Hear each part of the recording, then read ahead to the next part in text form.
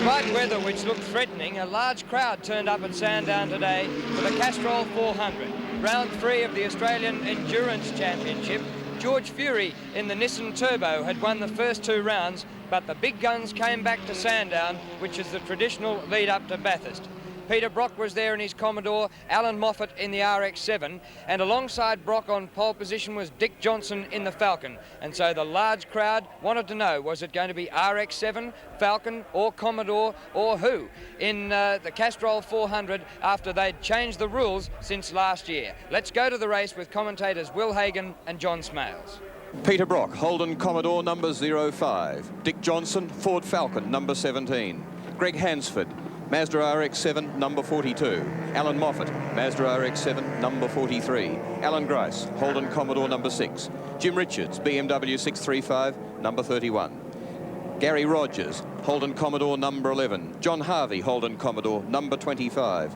George Fury, Nissan Bluebird Turbo number 15. Fred Gibson, Nissan Bluebird Turbo number 16. Brock, the hometown boy. Johnson, the Queensland invader. Parsons, the hero, 10 seconds. Grice, the bad boy. Fury, the quiet, lovable one. Moffat, the one they hate. The flag's up. They're off. Johnson away beautifully. Grice following quite well, but Brock's in second. Parsons, Fury coming through. No, Brock's through.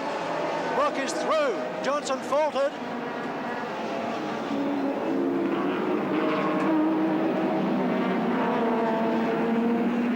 Peter Brock leads past the pits. Johnson settles in second place. Grice in third.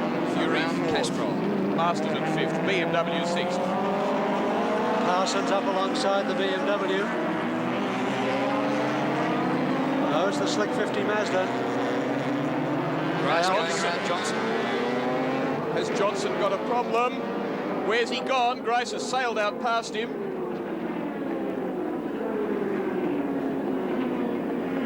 Johnson in third.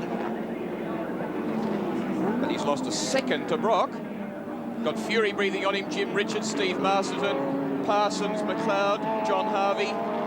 Moffat way back there, behind Gary Rogers.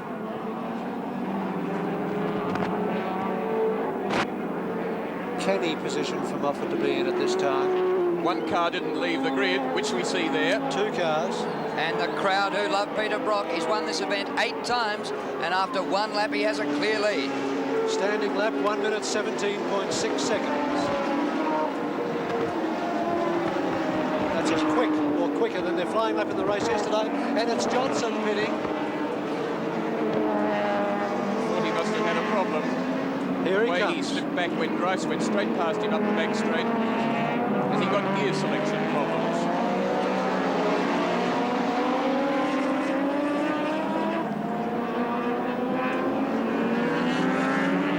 Shepard is at the door, but it's all 10 over. seconds. He's taking his gloves off, and Dick Johnson is out of the Castrol 400 after only 1 lap. He's broken something when he got off the line because he got a brilliant start, then was hauled by Brock. On the back straight was hauled by Grice, as we see Richards there. Quite well placed. Grice out after Brock. Fury's third, Richards fourth. Parsons coming to fifth.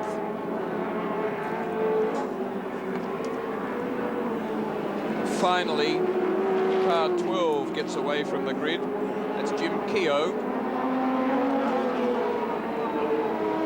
And Peter Brock, just coming into his 3rd lap, is about to catch up with Jim Keogh already. Parsons going to the pits. Masterton, John Harvey in front of Masterton, and Gary Rogers in behind him as Parsons goes to the pits. Moffat is next placed, then Peter McLeod.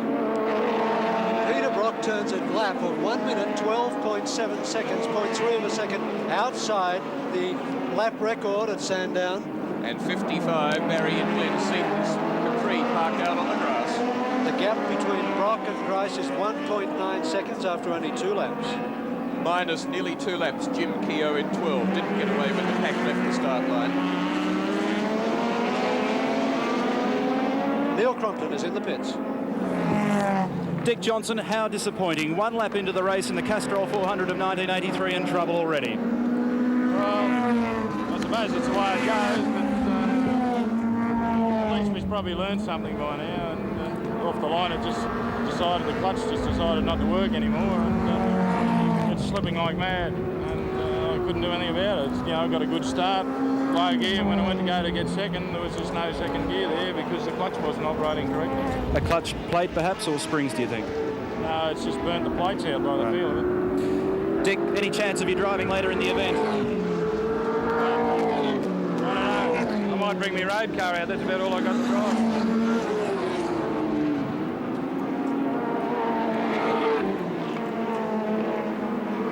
Pick up there, Greg Hansford. Back in the field at this stage. So the order actually is changing as we look at Peter Brock up front. It's Brock from Grice who's staying with him and pulling perhaps a bit of ground. Fury's third. Fourth is Jim Richards. Fifth now is John Harvey. Sixth in car 11 is Gary Rogers. And then we have Moffat behind him as Brock finds his way around Keogh. Grice with him, and not much of a gap. There's Fury, Richards, and the tail enders. And the tail ender is going to get a lot more of that in the next 127 laps. As now Grice tucks right in behind, passes Keogh. And we'll give Keogh no courtesies at all if he can't get the line that he wants for the corner at the end of the straight. The gap 0.4 first to second, and 3.7 back to Fury third. Grice wants the lead though. Look at him hounding Brock, hauling him in. Moffat on Fury. So Fury was fourth. He's now fifth. Richards is third. Moffat fighting his way forward. Fury boxing him out there. Oh, Moffat will not like that. Oh, and there's Steve Harrington, who's hit that Dunlop bridge we spoke about earlier on the warm-up lap. He went into the causeway right there. He's left various bits of the car on the track. Harrington is Grice's teammate, of course, and the son of the owner of the STP Roadways team, Ian Harrington.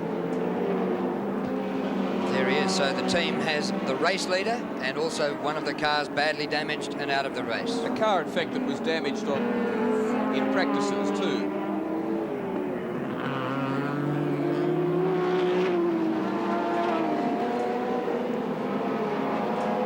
Alan Grice coming up behind a slower car. Whip through on the inside. Another one. Same place. Look out, this is dangerous. Ooh. That's Jim Keogh, the Toshiba car. Terry Shield, the first one to come across it and have to fight his way through. The gap first to second. Grice to Brock has now gone out to 2.2, and the gap back to third place Richards. As Keogh finds a safe spot for his car, is now 5.7. And identifying the car that's been on the side of the track right from the warm-up lap is, of course, Glenn Seaton and Barry Seaton, the Ford Capri V6. So bad luck for the father and son team from Sydney.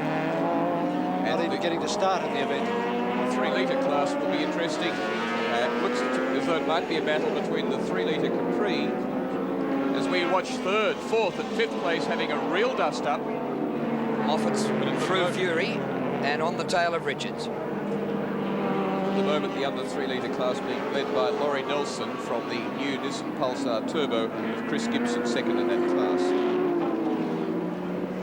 Fury, her teammate, on the tail end of this dice as Moffat goes down the inside of Richards. And he'll have him. Both of them left-hand drive, and Moffat's third. Great performance by Moffat, because when they settled down, he was as far back as 7th or 8th. Moffat pacing himself well for a long-distance event. Wanted to stay out of the way of the anticipated early lap scraps as Fury sideways, almost in that mud, which could claim him so easily. And dropping right back off the dice. But Moffat with the fuel-injected 13B Mazda engine, the controversial vehicle. Which puts a question mark, perhaps, on his reliability. He doesn't know, we don't know, but he's putting a little bit more power and certainly more torque through the motor or through the driveline. Whether that might produce a gearbox or driveline problem, axle, differential, we don't know, but let's go down to the pits. And there you see Keogh's car. Some fairly unscientific attempts at repair.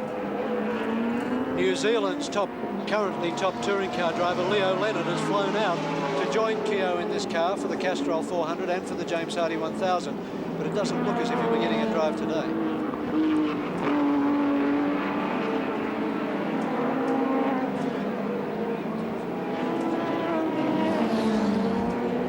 Jim Keogh just moving out of the pit area in the Toshiba Commodore. It looked like he must have had a fair solid bit over on the back part of the course because the whole right-hand side of the car was completely stoved in. They had a flat rear right-hand tyre and the front spoiler was rubbing on the front right-hand tyre. That problem now been rectified and the car rejoins the race. And the gap between second and this man third, charging and hauling in second place Brock, is coming down. It was 4 seconds when we last timed it, and I don't think there's any doubt that it's come down since then. It was 5.2. So Moffat in a big hurry to get up into, not even satisfied with third place as we look at the positions after 10 laps of this 129 lap, 400 kilometre Castrol 400. Grice, the race leader, goes through well and truly among the traffic. Brock, there's Moffat then. Fourth place behind him, still Jim Richards. Fifth place is Fury. Sixth place, John Harvey. Seventh place, Gary Rogers. And Fury stopping. Fury's coming to the pits. He's limping down the main straight at the moment, and George Fury looks like he's out of the event. Fury popped his new turbocharger yesterday, the IHI turbocharger, allowed under the new CAMS regulations. He wasn't happy about going to untried equipment in today's event, but it could well be that that's forced him out. And there's John Harvey in the pits as well. John Harvey with a dent on the front of the motor car. But it did have a dent from yesterday. Oh, it wasn't on the front. No, that's a new one. So John Harvey out of the race in 6th position, and George Fury also out, or at least to the pits. No, he's out. He's putting it right away at the back of the pit area, and that's the last we'll see of George Fury today. Nissan team manager Howard Marsden, when I was talking to him this morning, wouldn't be specific as to what turbos they were running in the two Bluebirds, but he intimated that they weren't necessarily running the same ones. So whether they decided to put Fury on the IHI because it does produce more power than the Garrett, and to see what sort of reliability factor it had, and keep Gibson as the steady runner on the known quantity of the Garrett, we don't know. It could be reversed to that, but it is certain that they weren't running identical turbos. Moffat moves to within 2.2 seconds of Peter Brock up the back straight. There's Brock, and harrying him soon will be the Alan Moffat car. There's the race leader, Alan Grice, car 6. Behind him, Peter Brock right there, 05. And then Moffat about to round up the BF Goodrich car of Barry Jones. That car running on radial tyres, which has dropped at about 3 seconds off its pace from last year's event. Well, still really in the sprint section of the race. We've lost the man who qualified second, Dick Johnson. The man that qualified 5th, George Fury. The man who was on 4th grid position but is out again, David Parsons. And the man who qualified 12th, John Harvey. That bodes well for the likes of... 2.55 seconds the gap from Alan Grice to Peter Brock. 1.79 from Alan Moffat, charging through the traffic onto the tail of Peter Brock now as they round Castrol Curve. There's Grice. There's Brock, and there's Moffat right behind him.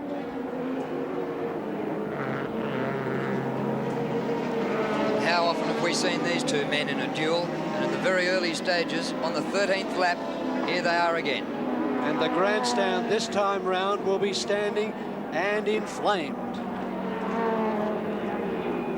The most memorable duel, I think, between them was when Alan Moffat made a sole guest drive in Marlborough Holden dealer team Commodore, the John Harvey car. John Harvey was up here talking with us and watched Alan Moffat give his car a fair old caning. and a lap down try and hold Brock up on the final lap. And Brock speared through him on the run down to Dandenong Corner in one of the most brilliant pieces of driving I've ever seen. No one in the grandstand is sitting down. They're all on their feet screaming for Brock and for Moffat, a few of the crowd. And then remember down at the Touring Car Championship round when Moffat went the other side of Alan Grice here, the outside, tried to outbrake him to take the lead in the Touring Car Championship round, went out wide, the wheel patted up and down on some bumps and broke an axle and was out, and Grice won the round. Rounding up the Maninka Alpha. 2.77 seconds separates Grice from Brock.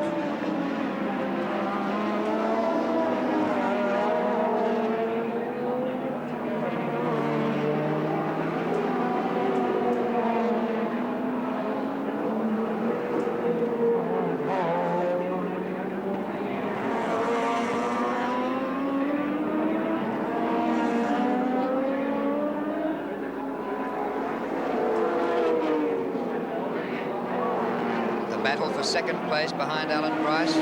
Brock second, Moffat third. A gap 2.4 from forward from Brock 05 to Moffat to Grice 6, and Moffat is now in second place. Brock third. 2.4, remember that time between Grice just going out of camera and Moffat chasing and hauling him in.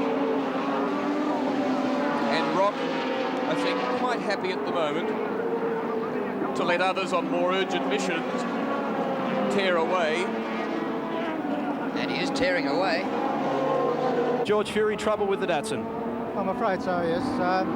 As I told you yesterday, with this new turbocharger, we're still testing its limits, and it seems that we've gone over it a bit in the hope that we'd be competitive. And as you could see there, we weren't really competitive anyway, and we blew the turbo anyway, so we'll see what happens from here on in.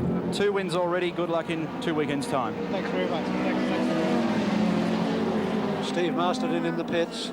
This car produced by Pat Purcell, formerly race mechanic for Bob Jane, the man who built the magnificent Monza that Peter Brock was involved in that huge accident in Adelaide a few weeks ago in the Australian GT Championships as Terry Shield leaves the pits.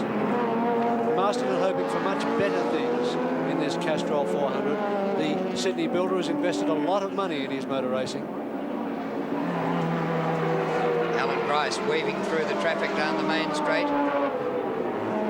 And coming up past Chris Gibson in the Nissan Pulsar Turbo. Have a look at this car. You've never seen that on television before. On the right-hand side there, tucking in behind Moffat. It's lying second in the under 3 litre class, 2.5 seconds in arrears to the V6 Capri of Laurie Nelson.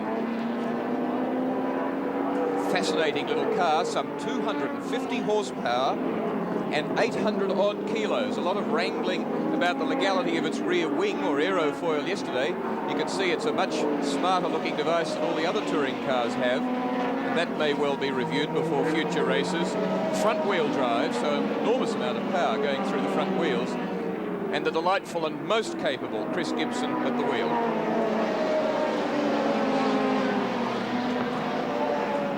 Saw a flash of Jim Richards back there in third place. So at the moment we're looking at the big question mark. Can Commodore win this Castrol 400? Or will Mazda RX-7? Or will BMW 635? Falcons at this stage seem to be out of it. Bluebird Turbos seem to be a long shot. 1.6 seconds separates Alan Grice from Alan Moffat, 2.99 seconds from Moffat back to Peter Brock. As Laurie Nelson goes through in front of Chris Gibson, that's the gap. In the 3 litre class, absolutely together, Murray Carter tucked in behind. The Andrew Harris Falcon and then Jim Richards. Now with John Harvey on him, but a pit stop under Harvey's belt, so he's dropped quite a lot of time. In fact, a lap.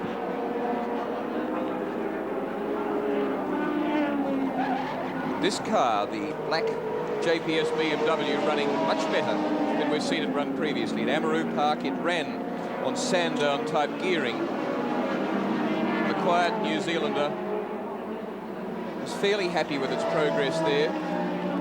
Most capable driver, Jim Richards. Of course, he's partnered Peter Brock to 3 James Hardy victories.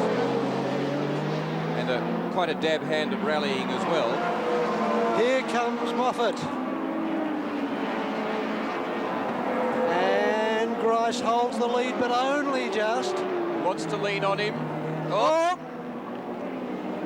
Grice slams back into the lead. This is the stuff that 5-lap sprints are made out of, not 130-lap events. And remember, this is the team that's hit each other with protest and counter-protest in the pit area yesterday. They've been fighting their battles off the track as well as on. Both of these teams face after-race protesters. Now Moffat pulls out up the back straight. Let's see the power of the RX-7 now, and Moffat reveals the colours of the RX-7 and goes to the lead. And Grice locks up everything trying to catch him. And you can see the smoke over there from here, and Grice is out. Has he blown something?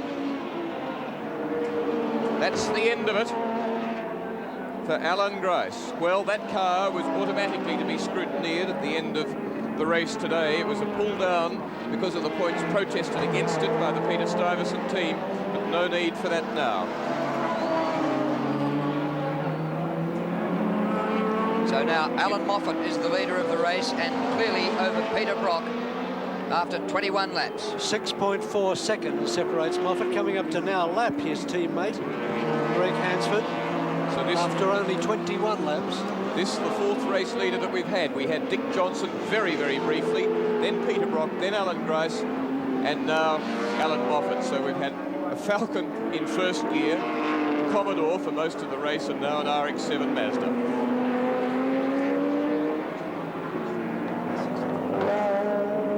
That means that in 2nd place is Peter Brock, 3rd place is Jim Richards, 4th place is Gary Rogers, and 5th place is Fred Gibson in the Bluebird Turbo. Here comes Brock. Behind him, Grice parked.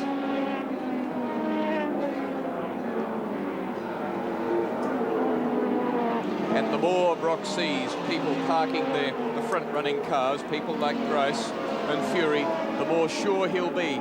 I'm certain that he'll be happy in his own mind at the pace and the tactics that he's employing at the moment.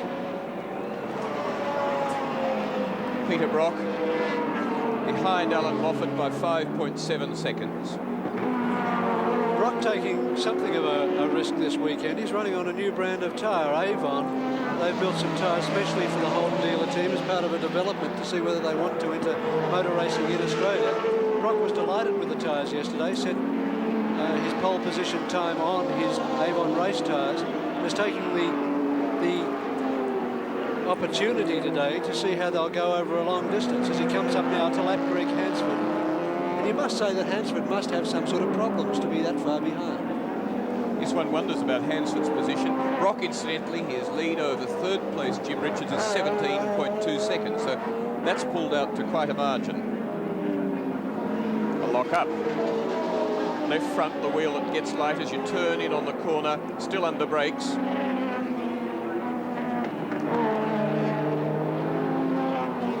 Brock suffered from that a bit. It was doing it at Amaroo, at the round there.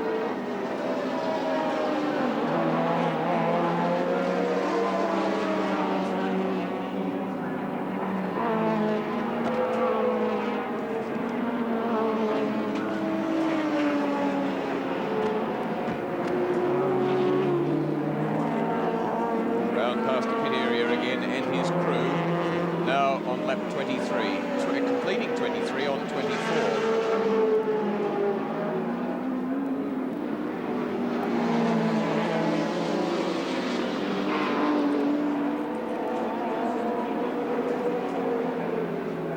Peter Brock in 2nd place now, having let firstly Alan Grice and then Alan Moffat go through. Is he setting his own pace, or is he in some sort of a problem? Let's hear what he said to us earlier today in this interview.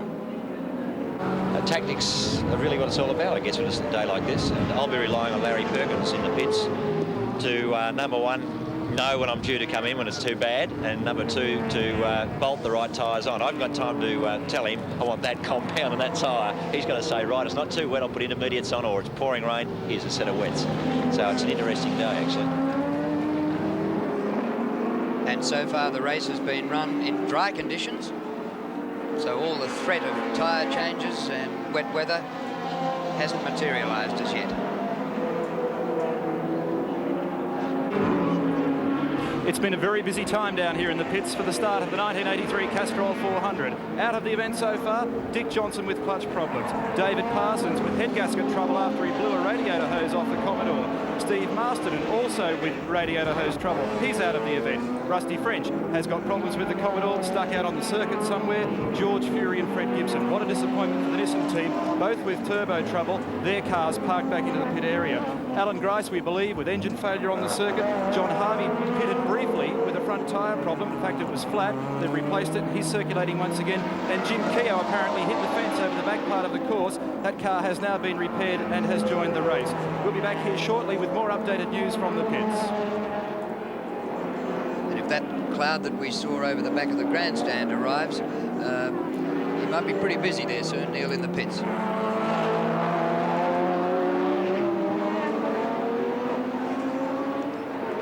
Oh, Brock. Brock has hit something. That is Peter Brock, and he has slowed right down.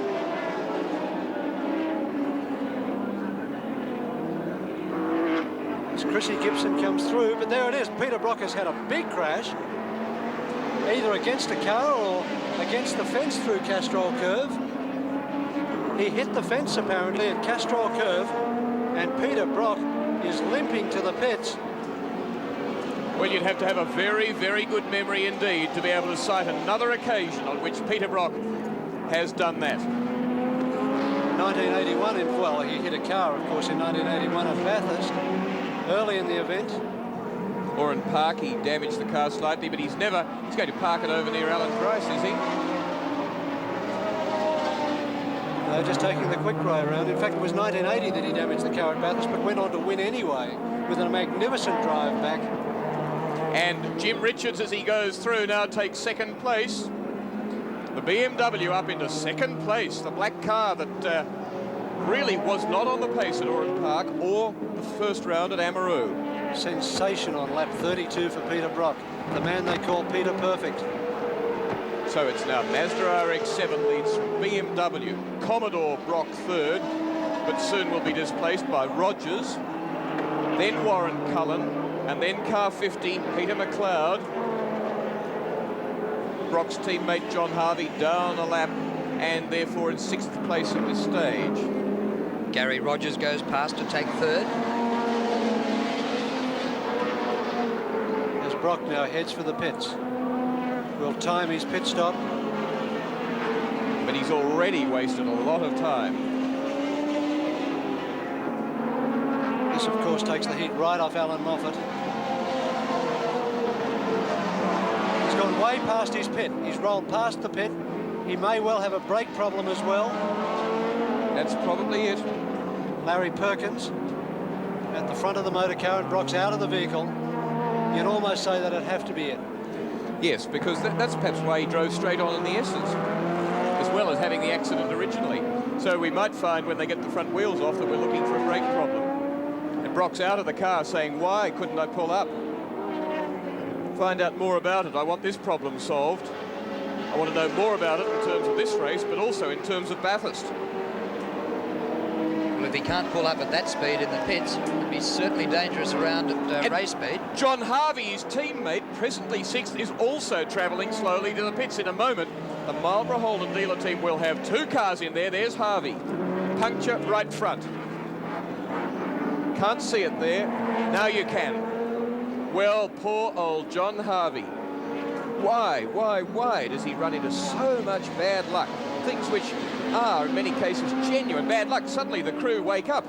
Boys, clear it. They push Brock away because Brock recognises the fact that his car is now out of service, but maybe he can get Harvey back in the event. They also know they have to move Brock's car sufficiently to let Harvey get round him, as we've got the clock now on Harvey's stop. takes a security 20-litre churn of fuel. You always do that when you come in. And Brock looks like he's going to replace John Harvey. Oh, what a good idea, said Peter. How fortuitous. That's Phil Brock. Yeah, that's Phil Brock around with the motor car. Larry Perkins. No, that's Phil Brock in the pit, so it is Peter Brock in the motor car. Strapping him in. And away goes Peter Brock in car 25. Lying one lap down on Alan Moffat, the leader. And Jim Richards almost hits him. Brock's so anxious to get out of the pits that he pulls out in front of the BMW. I'm not sure that you can't prove he didn't hit him. But Jim Richards is 33.7 seconds in arrears to Alan Moffat. It is holding second place. Third place, 9.5 seconds further back, is Gary Rogers. Warren Cullen is fourth. Peter McLeod is fifth. This car, until it pitted, John Harvey's car was sixth. Get you an update on that in a moment as we go down to John Harvey in the pits. John Harvey in the pits very early with a flat tyre. You've just come back in and changed over with Peter Brock. What happened? Well, in the first instance, the first flat tyre, I was running along pretty smoothly. Jim Keogh apparently had an accident with somebody. I come across him with his Derains running on 3 wheels, trying to get back to the pits.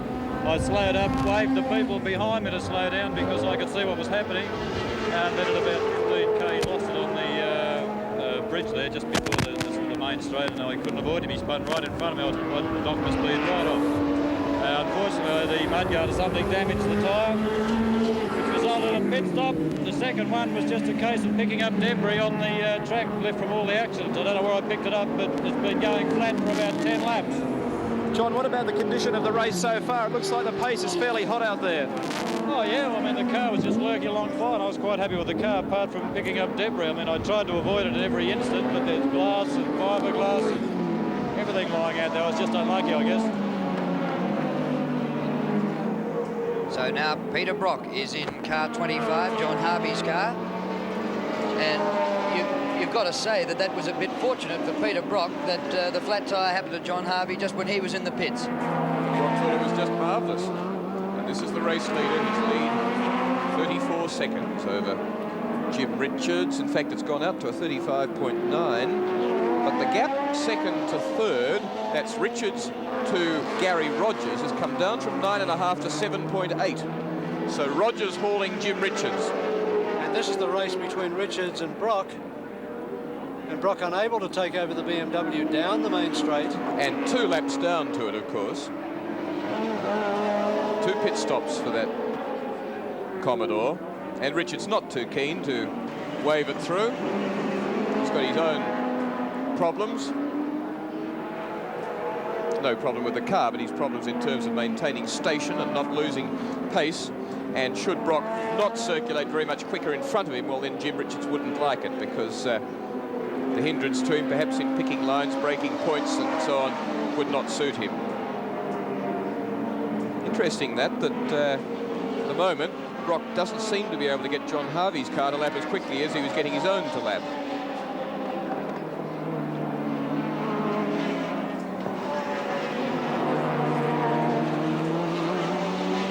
Race situation, 37 laps there, as we show, and the leaders, in fact, now completed 39. And Brock goes through, then Richards goes deep, helped a bit by traffic. And the first sign that there may be a bit of rain with Brock with the windscreen wipers going. BMW looks nice and stable under brakes there by comparison with John Harvey's car. Brock at the wheel.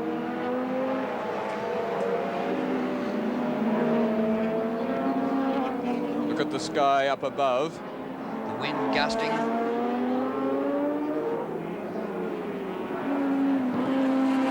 Not only the papers flying, but the cars as well. Pace quite unabated at this stage. Richards now 8.1 seconds in front of Gary Rogers. Gary Rogers 7th in the race last year. Richards 10th in the BMW.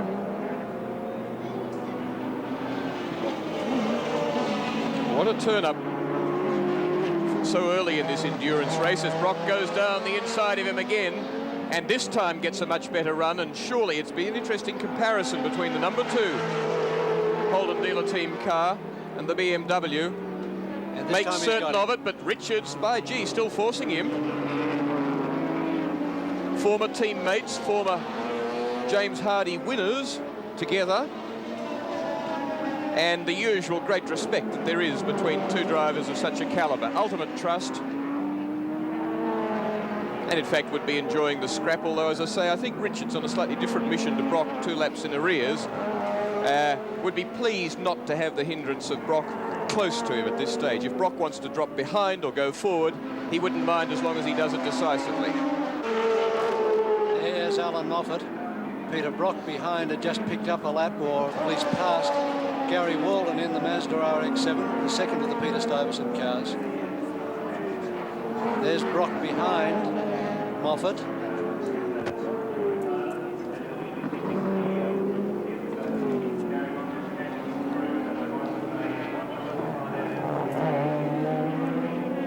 Brock lying in 7th position, 2 laps behind the flying Alan Moffat. Still and catching him quickly.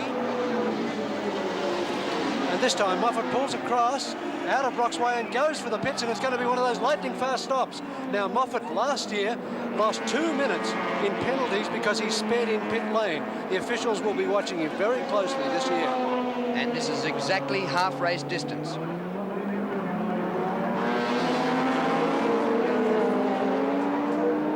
And the clock starts. Mick Webb, team manager, stands back, watches the action of his boy, speaks to the boss. Left-hand drive motor car. It's taken 1 churn of fuel so far.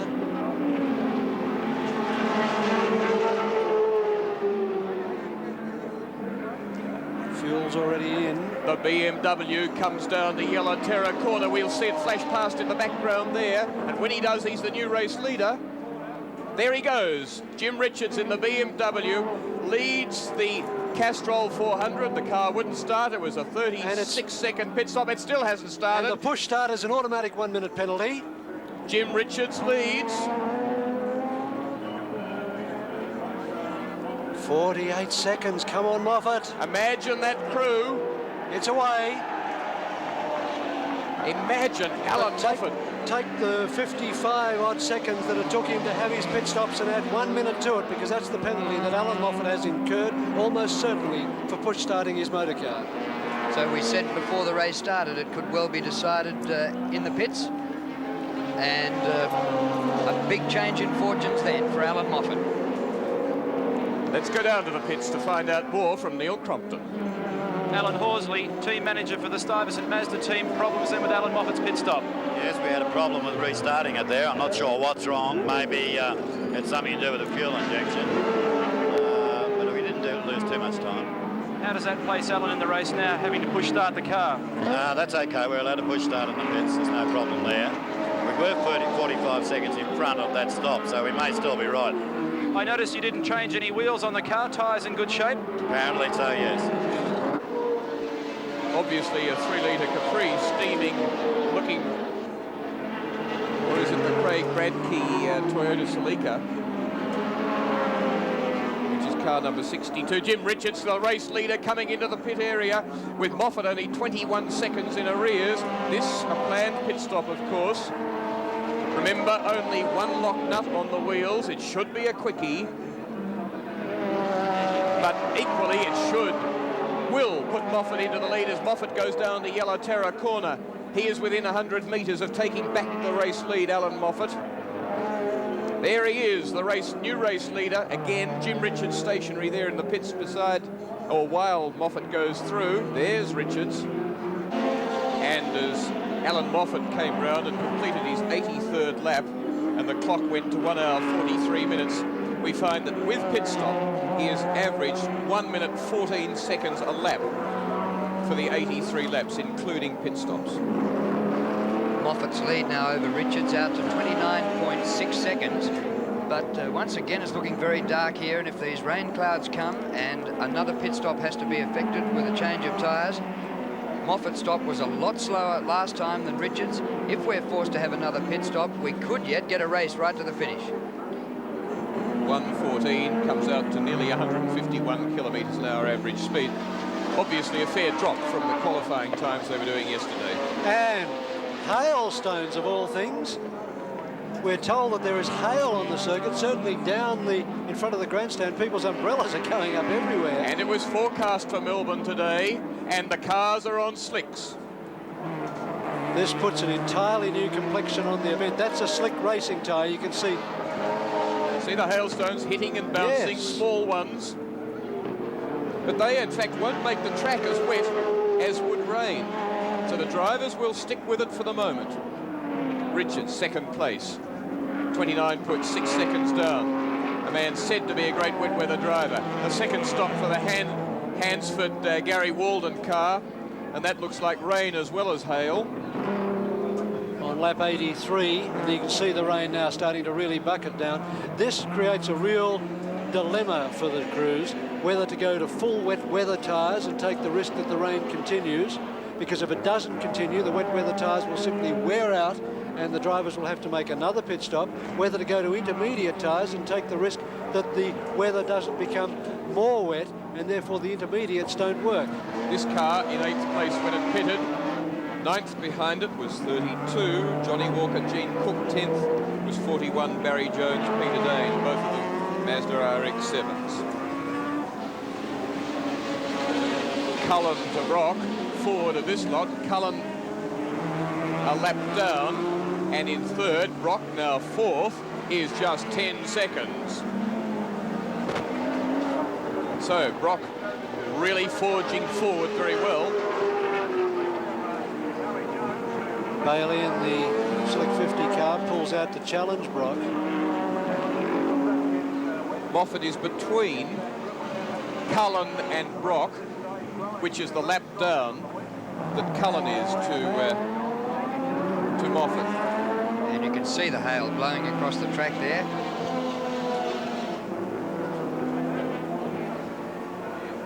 Well, this is spring in Melbourne. We had bright sunshine for most of the day, but they say if you don't like the weather, wait a minute.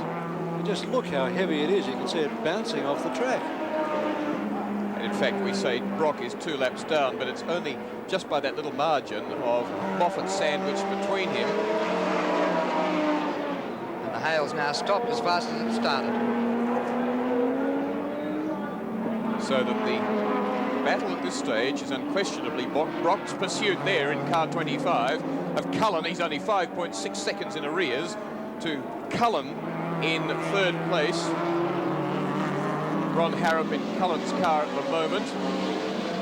See there, car 22, Jim Richards holding second. He's 29 seconds behind Moffat. So Brock losing his car with brake problems, crashing it, wasting a lot of time as he had to crawl to the pits, back out again then in John Harvey's car, now back into some sort of major contention. The man that's won this race 8 times, 7 times on the trot in the last 10 years. Alan Moffat, the only other man to have won it in those 10 years. He won it in 74 and last year. Brock won it every other year, except that if we go back to 72, John Goss won it.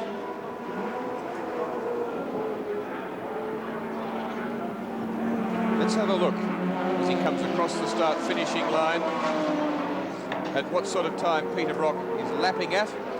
Start now. There's a fair old headwind blowing down the straight, impeding the progress of the cars on the main straight out of which Brock has just come. And there's Brock. The next car in front of him is Harrop, and that's third place. Oh, this is nice, says Peter Brock. It's lovely to be back in the third place. His pit crew would be keeping him advised. There's Hansford back into car 42. While we time Brock on this flying lap, I think we're going to see him grab third place. He'll then be out after Jim Richards.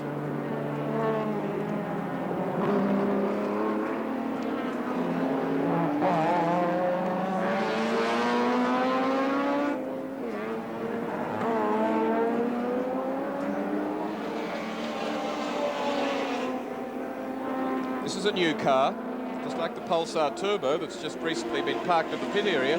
This car only started running in anger about 10 days ago.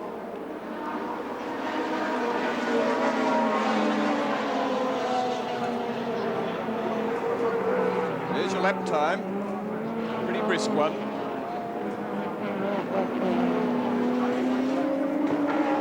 And he comes up now to being only a lap down on Richards and Moffat. And to third place. A frantic scramble through Castrol corner there.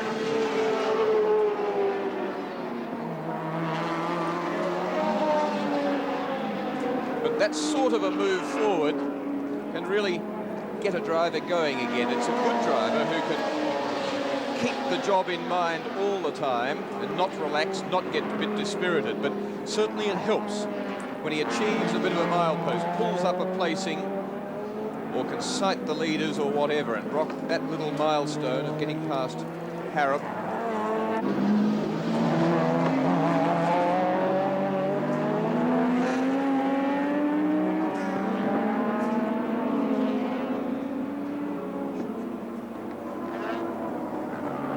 Runoff area on the outside of Castrol corner down the end of Pitt Straight, and the lake in the centre now that looks quite glamorous in the middle of the Sandown horse race track, which also doubles as a motor race circuit, as Peter McLeod, and there's the Burrell Chute Mitsubishi Colt going round and just caught neatly.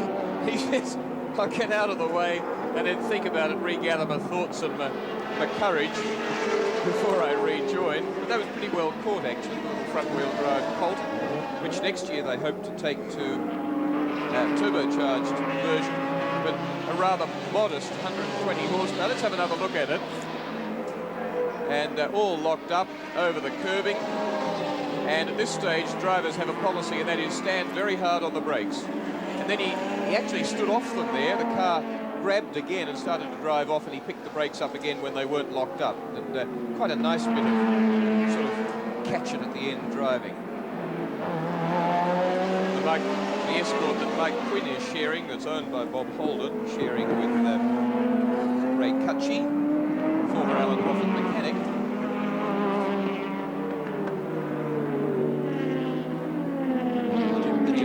Leo Leonard in the car now. Solicitor. Leo Leonard, the New Zealander, shares with him. And then Barry Jones. Took me for a high-speed lap around here last week. Very interesting it was too. Very good, gets the car very sideways. First gear down at Castrol corner and Dandenong Road for Barry Jones. Not running race tyres though, like every other car in the field, running Goodrich 50 series TA radials, road tyres, high-performance road tyres.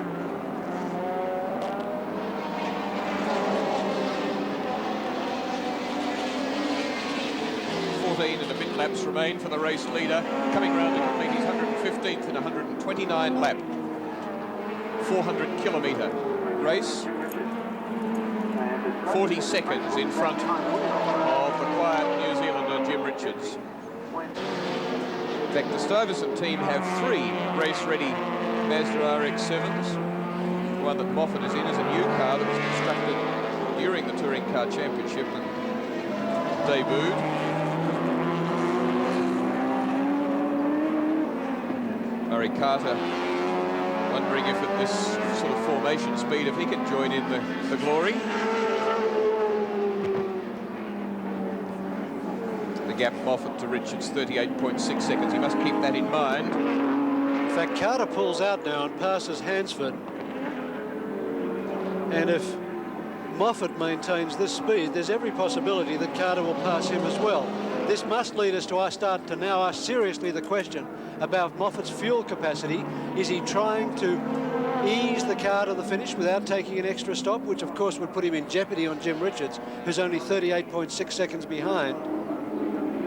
Moffat pitted on lap 68, so he's trying to do 65 it was. Carter's through, and Moffat has backed off the pace quite substantially.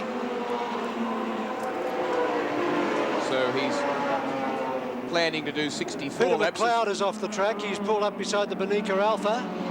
He's waiting to go to the finishing line under his own power, going up high on the grass. He's in 5th position at the moment, but he'll drop back several laps. 127 laps, 2 to go. Murray Carter is immediately behind him. Terry Shield, Greg Hansford, Jim Keogh. Hansford tails Moffat as they get out of the way of just about everyone else. The gap, Moffat to Richards, has jumped or dropped enormously to 25 seconds. So, boy, this just might be a real heartbeat finish. Moffat, the master of suspense, the man who engineered the mid-race pit stop in the Australian Touring Car Championship at Wanneroo in Perth at the beginning of the year. In fact, Graham Bailey out of car number 50 and walking away from it as if there's no chance of him even getting it to the finishing line. Or perhaps he's just going up to officials to ask how many laps does he have to stay there. They've covered 127. Coming lap. up to finish 128. And Alan Moffat, the race leader, is out on his final now, 3.1 kilometres to victory. And to his 3rd win it will be in this endurance race at Sandown. Swarming along with Greg Hansford tucked in behind him, his teammate, who's in 8th place. One of the few intact 2-car teams in the race. 20 seconds only in front now. Alan Moffat from Jim Richards in the JPS BMW in 2nd place. 3rd place is being held by Peter Brock, car 25. 4th place by Ron Harrop, Warren Cullen, car 22. 5th place was Peter McLeod. It slipped. It'll be Murray Carter, then it'll be Terry Shield, Greg Hansford, Jim Keogh and Barry Jones. But what a debut for the big capacity 13B rotary Wankel Mazda engine, and also the fuel injection system for it that's supposed to improve the car's fuel economy as well as give it crisper response and a bit more torque and power as he sweeps onto the straight for the final time.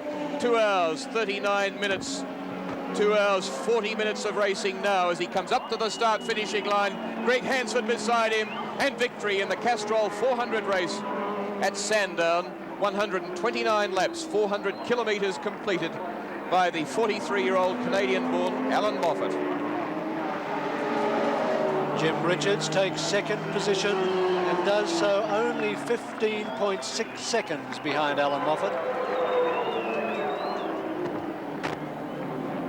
That's in the JPS BMW. There he is. Great placing. He and team leader Frank Gardner will really be delighted. The race time 2 hours 40 minutes, 4.58 seconds.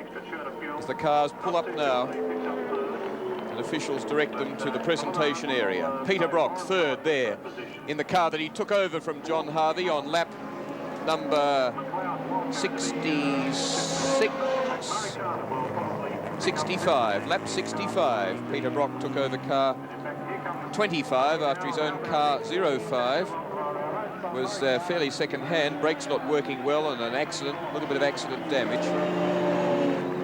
4th place according to the Ray Morris lap scoring system. Warren Cullen, Ron Harrop in 22 from Murray Carter, Terry Shield, Greg Hansford, Jim Keogh and Barry Jones. Well, ladies and gentlemen, come on, let's hear it whether you barrack for him or not. Give him a big cheer, the winner of the Castrol 400.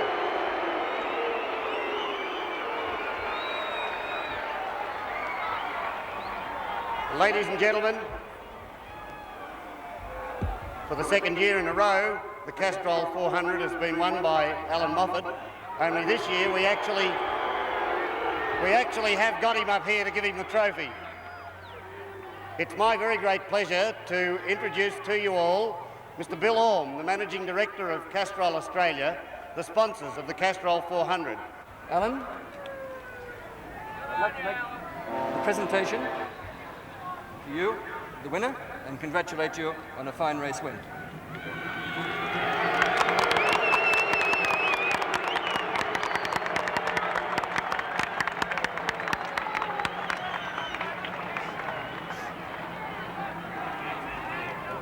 Thanks for your attention. Sorry the weather was so bad for the other fellows. We got a great car, and when the others put the heat on, it can come through. To Castrol for putting a very generous first prize. It's about the first time we've ever had such a decent prize money, certainly over $10,000 to win a 400-kilometer race at Sandown. Thank you very much to Castrol, a great prize. Thank you.